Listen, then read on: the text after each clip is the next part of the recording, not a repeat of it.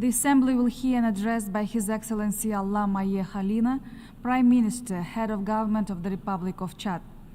I request protocol to escort His Excellency and invite him to address the Assembly.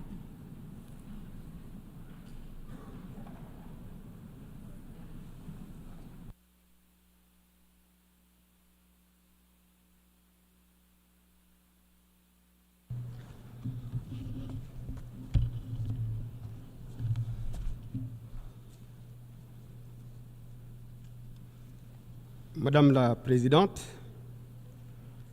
Mesdames et Messieurs les chefs d'État et de délégation, Mesdames et Messieurs, avant tout propos, au nom du Président de la République du Tchad, de ma délégation et en mon nom propre, je tiens à adresser mes chaleureuses félicitations à M. Filmo Yang, ancien Premier ministre de la République du Cameroun, pour sa brillante élection à la présidence de la 79e session de l'Assemblée générale. Je lui souhaite un plein succès dans sa mission et l'assure du soutien de la délégation tchadienne tout au long de son mandat. Je tiens également à exprimer nos sincères remerciements et nos vives félicitations à M.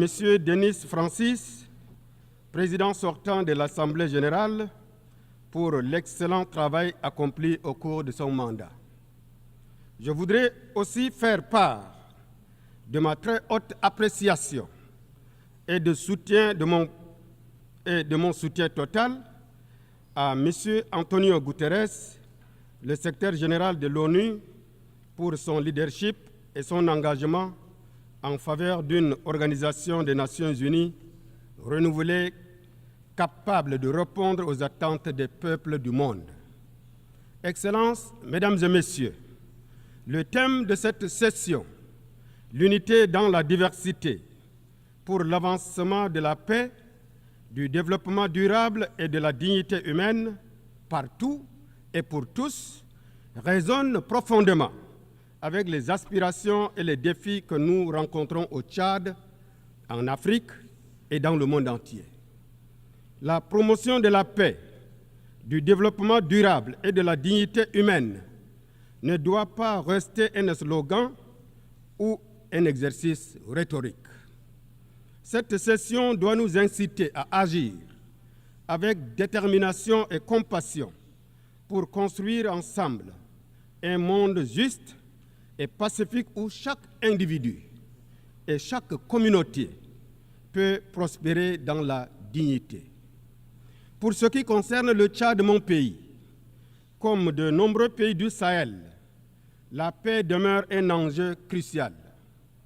Bien que nous soyons confrontés à des défis, il est essentiel de reconnaître les efforts déployés par nos États face aux groupes terroristes dont les origines et les ressources restent obscures et qui menacent nos institutions, entravent nos efforts de développement et exacerbent la misère des populations. Le manque d'une réelle volonté de la communauté internationale à éradiquer le désastre terroriste dans le Sahel risquerait de faire passer l'Afrique tout entière sous le giron des groupes terroristes. Nous sommes convaincus qu'un engagement ferme de la communauté internationale est nécessaire pour faire face à ce défi. Ensemble, nous devons gagner cette lutte contre le terrorisme en renforçant notre coopération pour promouvoir la stabilité de notre continent et partant celle du destin commun de l'humanité. Excellences, Mesdames et Messieurs, à l'échéance de 2030, nous évaluerons ensemble l'agenda des Nations unies sur le développement durable. Le Tchad, comme de nombreux pays africains, se trouve à un carrefour où convergent des défis multiples, notamment les changements climatiques qui menacent notre sécurité alimentaire, les sécheresses prolongées, la désertification et les inondations imprévisibles mettent à mal nos économies et les populations vulnérables. Nous appelons donc la communauté internationale a honoré ses engagements en matière de financement et de justice climatique, ainsi qu'au transfert des technologies vertes. Le Tchad, sous la conduite du président Mahamat Idriss Déby Itno, élu démocratiquement sur la base d'un programme politique structuré, ambitieux et que j'ai l'insigne honneur de représenter à cette 79e session, travaille sans relâche pour améliorer l'accès à l'éducation, à l'eau potable, à l'énergie, aux soins de santé et aux opportunités économiques. Nous devons combattre la pauvreté et les inégalités, surtout celles basées sur le genre, en construisant un partenariat mondial renouvelé qui reconnaît les besoins spécifiques des pays les moins avancés et qui engage une inclusion totale.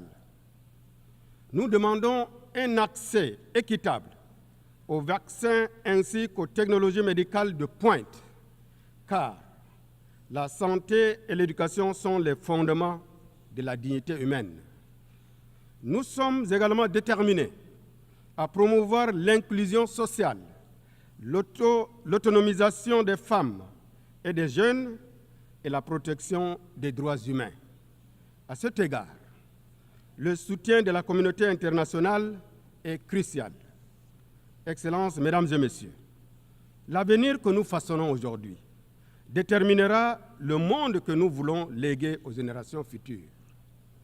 Au Tchad, notre jeunesse, représentant plus de 65% de la population, est notre plus grande richesse. Nous investissons dans son éducation et sa participation à la vie politique pour éviter son instrumentalisation par le radicalisme et l'extrémisme violent. Par ailleurs, nous appelons l'Organisation des Nations Unies à soutenir un marché de travail ouvert et à garantir un environnement propice à l'épanouissement de la jeunesse. L'immigration de la jeunesse africaine trouve ses explications dans le grand fossé qui sépare nos États, alors que nous avons un destin commun.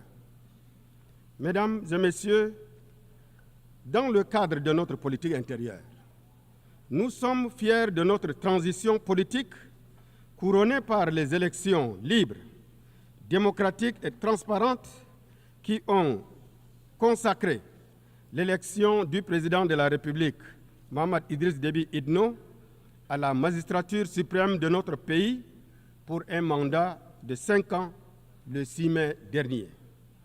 Ce tournant témoigne de notre engagement envers une gestion pacifique, démocratique et inclusive du pays, renforçant ainsi notre démocratie. Excellences, Mesdames et Messieurs, le changement climatique représente également un défi mondial majeur, avec des conséquences dévastatrices dans les régions vulnérables comme le Sahel. Les récentes inondations dans mon pays, avec plus de 1,5 million de personnes affectées, illustrent cette réalité. Devant l'ampleur de cette situation, nous faisons appel à la solidarité internationale pour faire face à cette urgence. En parallèle, notre pays accueille plus de 2 millions de réfugiés, représentant environ plus de 15% de notre population. Cette situation pèse lourdement sur nos ressources et aggrave l'urgence humanitaire. Ce chiffre s'explique par un afflux massif de réfugiés soudanais, conséquence de la crise dans leur pays, s'ajoutant aux centaines de milliers de réfugiés provenant d'autres pays voisins. Nous appelons à une solidarité renforcée de la communauté internationale pour soutenir les réfugiés ainsi que les populations hôtes. Excellences, Mesdames et Messieurs, la poursuite des hostilités au Soudan prolonge les souffrances des populations civiles soudanaises et aggrave la situation humanitaire tant dans les zones de combat que dans les pays voisins tels que le Tchad, qui continue de voir affluer chaque jour des nouveaux réfugiés. Le Tchad déplore que de nombreux appels à un cessez-le-feu ne soient pas entendus par les parties belligérantes. Mon pays est vivement préoccupé par la poursuite des affrontements au Soudan, accentuant la détérioration de la situation humanitaire et ses répercussions sur les pays voisins, dont le Tchad.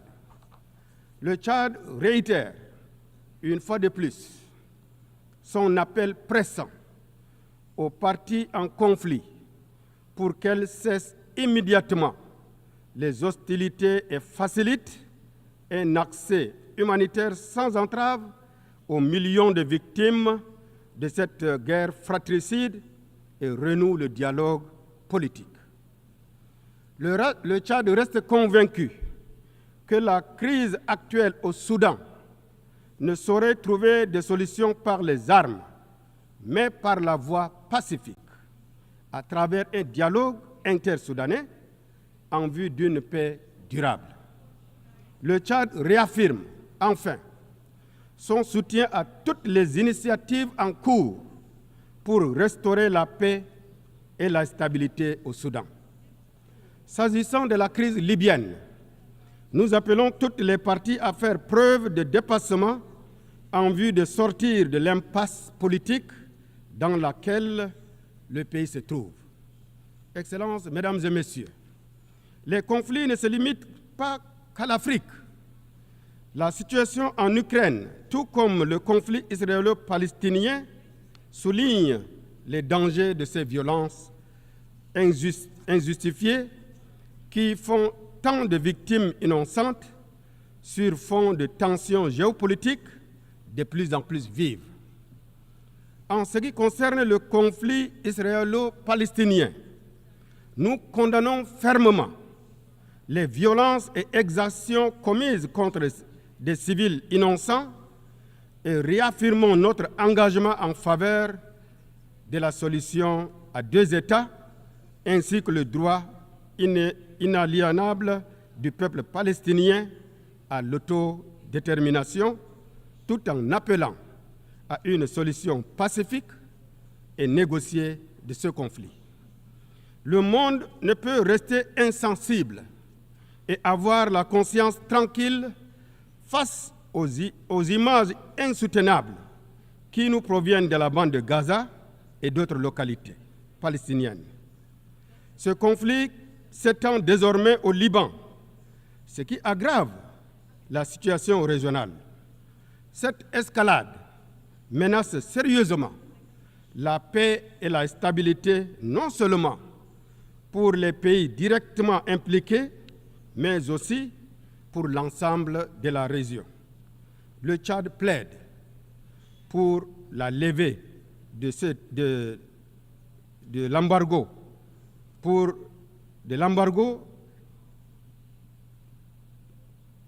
l'embargo sur le Cuba,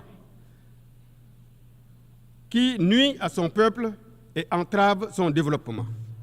Excellences, Mesdames et Messieurs, je réaffirme l'attachement du Tchad à la position commune africaine sur la réforme du Conseil de sécurité telle qu'exprimée dans le consensus des Ulvini et la déclaration de Sirte et en appel au sens de justice et de solidarité de toutes les nations pour accélérer cette réforme tant souhaitée et attendue. L'Afrique ne demande pas autre chose que la réparation d'une flagrante injustice causée à tout un continent qui compte plus de 1 milliard d'âmes, privées injustement de sa place légitime dans la gouvernance mondiale.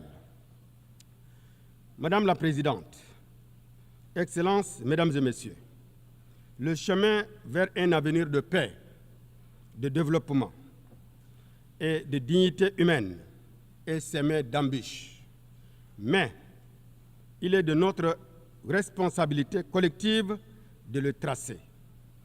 Pour conclure, le Tchad réitère son attachement aux idéaux et aux principes fondateurs de la Charte des Nations Unies et exhorte la communauté internationale à renforcer le multilatéralisme afin de bâtir un monde pacifique, plus juste, plus équitable et plus solidaire.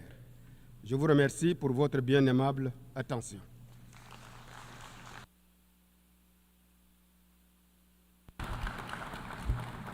En nombre de la Asamblea doy las gracias al primer ministro y jefe de gobierno de la República del Chad.